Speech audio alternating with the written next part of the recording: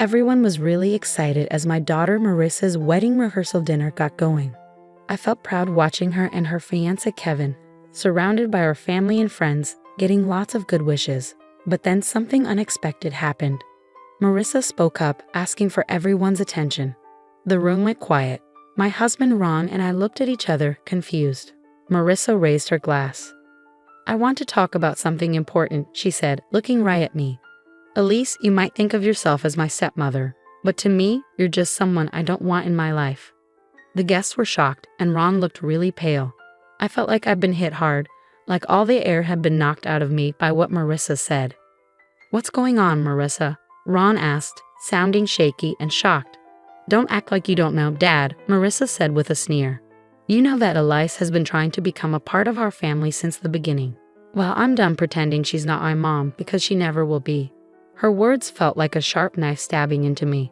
I looked at Marissa, hoping to see the loving girl I once knew, but all I saw was hatred. "Marissa, please, let's not do this now," I begged, my voice shaking with emotion. "Why not?" she snapped back. "This is my day, and I'll say whatever I want." Ron clenched his fists, trying to stay calm. "That's enough," he said firmly. "We're leaving." Marissa just smirked and turned away, leaving me to face the stares and whispers from the guests. As we walked out, I could feel their judgmental eyes on me, wondering what I'd done to make my own stepdaughter hate me so much. Tears streamed down my face, and I realized everything had changed. In the car, Ron held the steering wheel so tight his knuckles turned white, his face filled with anger and sadness. "I don't understand what's wrong with her, Elise," he said, his voice strained. "But I won't let her hurt you like this." I just nodded, feeling overwhelmed as we drove away from what should have been a happy night, now ruined. I wondered what had happened to the sweet girl Marissa used to be and what this meant for our family. It's hard to say when Marissa started hating me. Maybe it was when I married her dad and became her stepmom. Or maybe it started even earlier, influenced by her mom, Clara. "Don't worry, honey," Clara had told Marissa, running her fingers through her hair. "No one can take your real mom's place." Even then, Clara's words made me feel uneasy, but I tried to ignore it. I wanted to build a good relationship with Marissa, my new stepdaughter. "I'm not here to take anyone's place," I told Marissa gently. "I just want us to be friends." She nodded, but her eyes showed no warmth or love. It felt like there was a barrier between us, fueled by her mom's hurtful words. At first, Marissa was polite, but distant. But as time went on, her true feelings came out. "Why are you always trying to get involved in my life?" she snapped one evening when I asked about her weekend plans. Ron gave Marissa a disapproving look. "Marissa, don't talk to your mom like that." "She's not my mom," Marissa yelled, her face full of anger. "And I'm tired of her pretending she is." Then she stormed off, leaving me hurt by her harsh words. Ron could only shake his head, looking disappointed and resigned. After that, Marissa's dislike for me was obvious. She'd roll her eyes when I came into a room and make mean comments quietly. If I offered help, she'd reject it rudely, like she couldn't stand being around me. "You're not fooling anyone with your fake kindness," she sneered one day when I asked if she wanted a ride to her friend's house. "Marissa, stop it," Ron said, getting frustrated. But she didn't listen. It was clear Clara encouraged Marissa's hatred toward me. Whenever we saw her, she'd smile sweetly, like she was happy we didn't get along. "I don't know what you've done to make my daughter hate you," she'd say with a fake smile, her eyes filled with mean intentions. "But I guess you'll have to deal with the consequences." And deal with them I did. Marissa's hatred kept growing, like a wound that wouldn't heal, making our family life miserable every day. But I didn't realize then that her hurtful behavior was just the beginning of something much worse. Marissa became even more manipulative and mean after she quit college. Without a plan for her future, she seemed determined to cause trouble in our lives, using her anger to get money and create chaos in our family. "Give me $5,000, or I'll tell everyone how terrible you've been as a stepmom," she said one day, trapping me in the kitchen. I was shocked.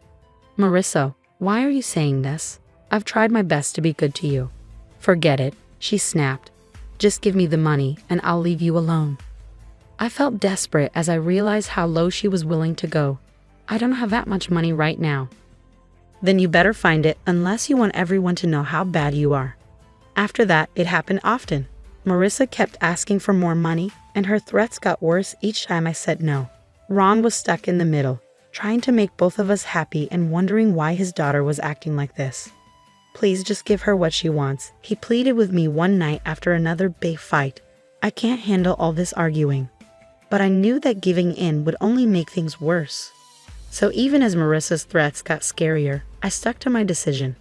You think you're so perfect with your job at the high school, she sneered. Just wait until everyone sees who you really are. Her words scared me. I could only imagine the terrible lies she might spread, ruining my reputation with my coworkers and the students I cared for. Through everything, Clara was always there, silently supporting her daughter's mean actions. You get what you give, Elise, she'd say when she visited, making me feel even worse. Maybe if you were a better stepmom, Marissa wouldn't act like this. Her words hurt so much, making me feel angry, betrayed, and lost. But in the middle of all this chaos, I started to feel determined. I couldn't just sit back and let Marissa and Clara keep hurting us. If Marissa wanted a fight, she'd get one. It was time to stand up for myself and my family. I needed to show everyone the truth about Marissa's cruelty, even if it meant doing things I never thought I could do. From then on, I promised myself I'd do whatever it took to keep my family safe, even if it meant doing things I never thought I'd have to do. As Marissa's wedding day got closer, she kept asking for more and treating me worse. It felt like she enjoyed making me suffer, testing how much I could take before I broke down. I need $3,000 more for my dress alterations, she said one evening, not even saying hello as she came into the living room.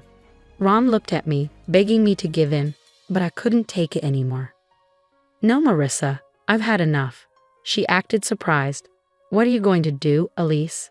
Cry to Daddy like you always do. I clenched my fists, feeling furious. You ungrateful child.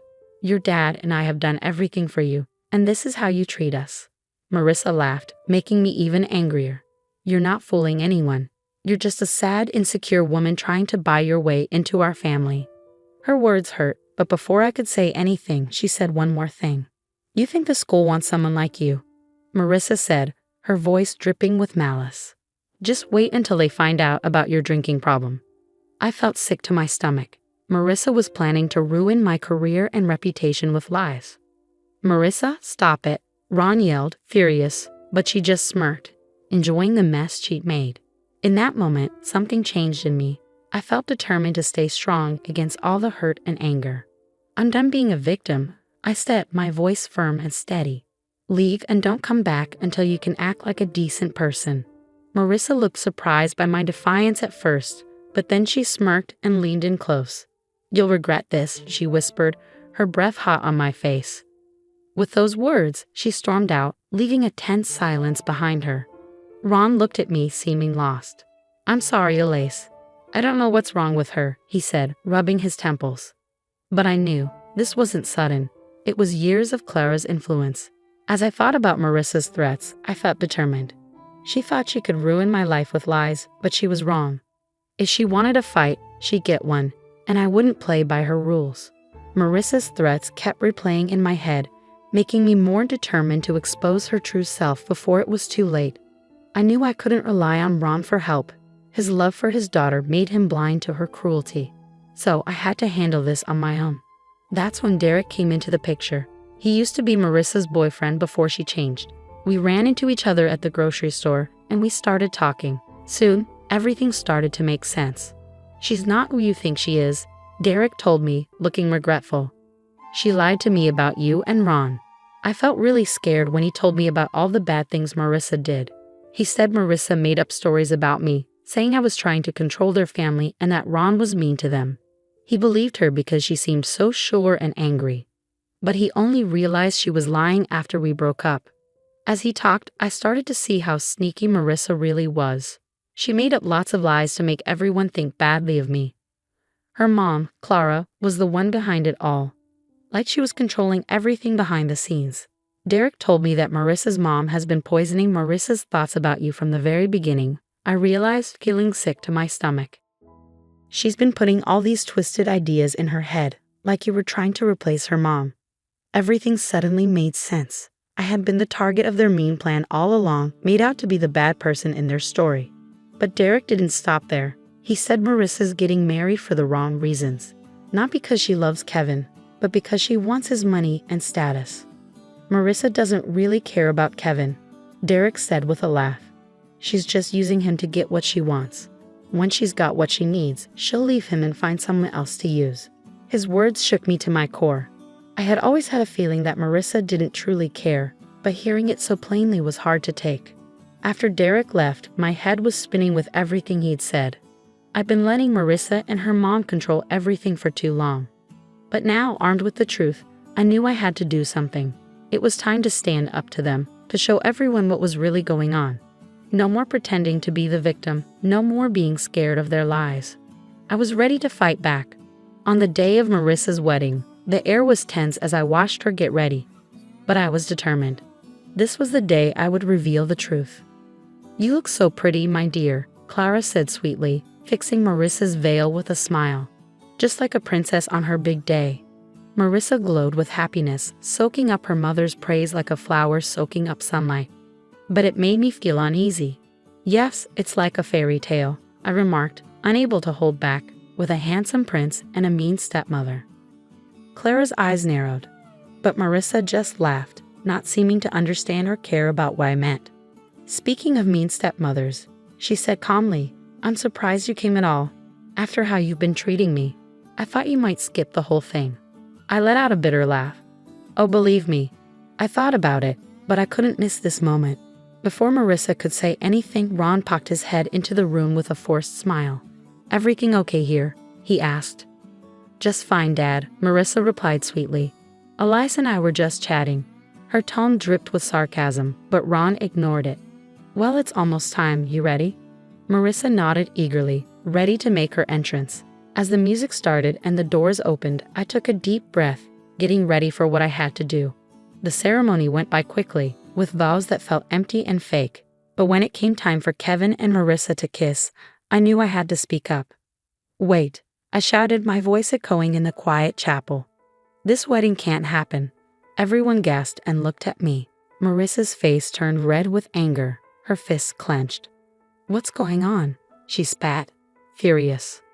I took a deep breath and stared at Marissa firmly. "Marissa, what this means is that I can't stay quiet anymore while you keep lying and manipulating everyone around you."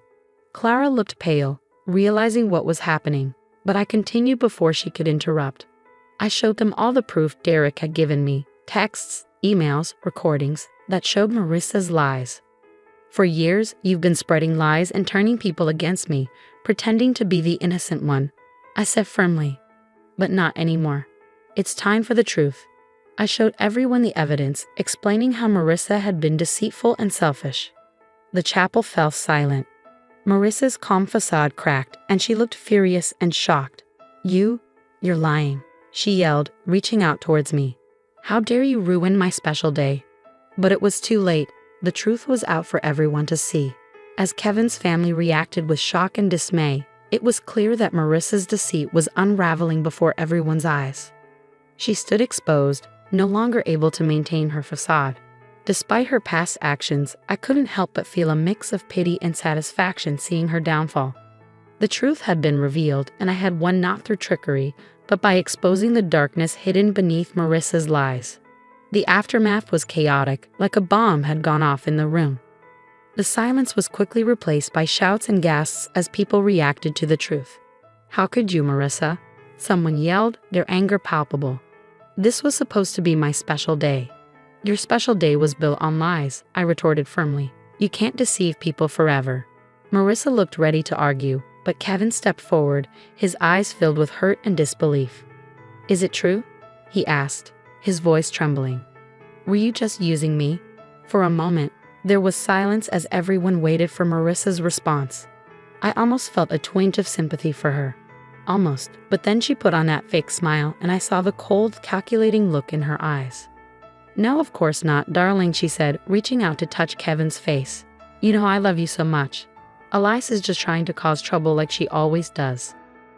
I clenched my fists, trying to control my anger. Didn't she realize that her lies were exposed? Apparently not, as she turned her angry gaze back to me. "This is all your fault," she snapped, pointing accusingly at me. If you hadn't interfered, none of this would be happening. Stop, Ron's voice boomed, cutting through the tension. We all turned to see him, his face red with anger and embarrassment.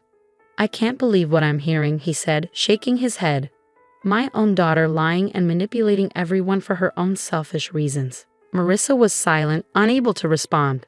For once, she seemed speechless in the face of her father's disappointment. I don't even recognize you anymore, Ron said, his voice heavy with sadness. The girl I raised, the one who was kind and loving, she's gone, isn't she? A heavy silence filled the room as we all absorbed the weight of Ron's words. It wasn't just Marissa who felt the impact, but Clara too. They exchanged a tense look, a silent struggle passing between them. Finally, Clara broke the silence. Well? She demanded, her eyes fixed on her daughter.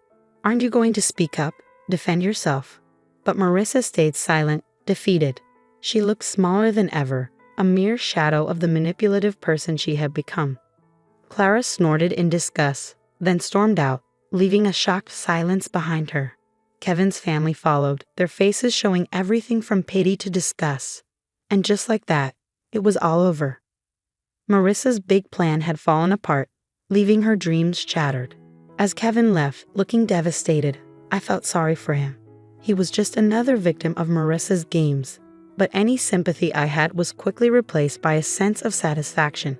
The truth was out, and Marissa had brought it all on herself. There would be no more lies or manipulation, only the consequences of her actions. In the days after the failed wedding, chaos erupted as news of Marissa's lies spread rapidly. She found herself shunned by the very community she'd once hoped to impress. I'll never forget the sight of her at her mother's door, begging for help after her plans fell apart. Please, Mom, she cried, tears in her eyes. I need your help. I have nowhere else to go. But Clara looked at her with a mix of disgust and pity. Help you, she scoffed. After what you've done? After embarrassing our family? Marissa flinched as if she had been slapped. But you're my mom. You're supposed to support me, no matter what.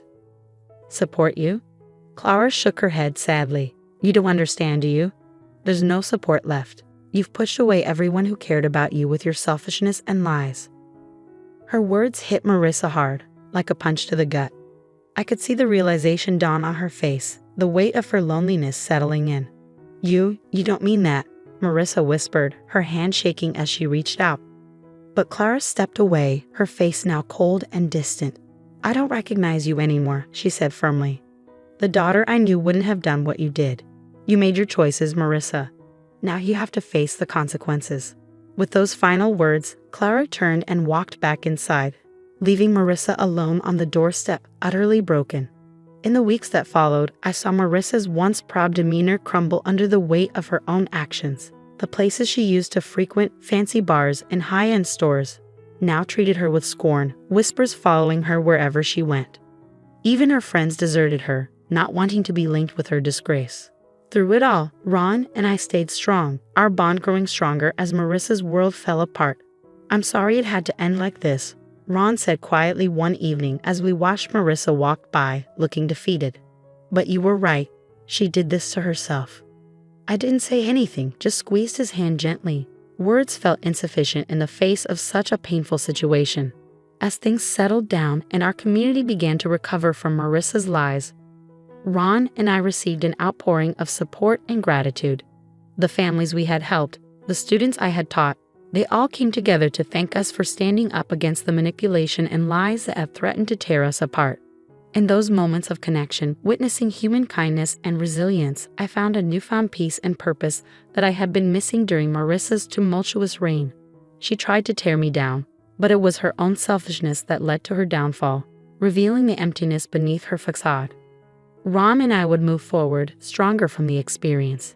If our story could encourage others to stand against manipulation and embrace honesty, then perhaps something positive could come from Marissa's downfall.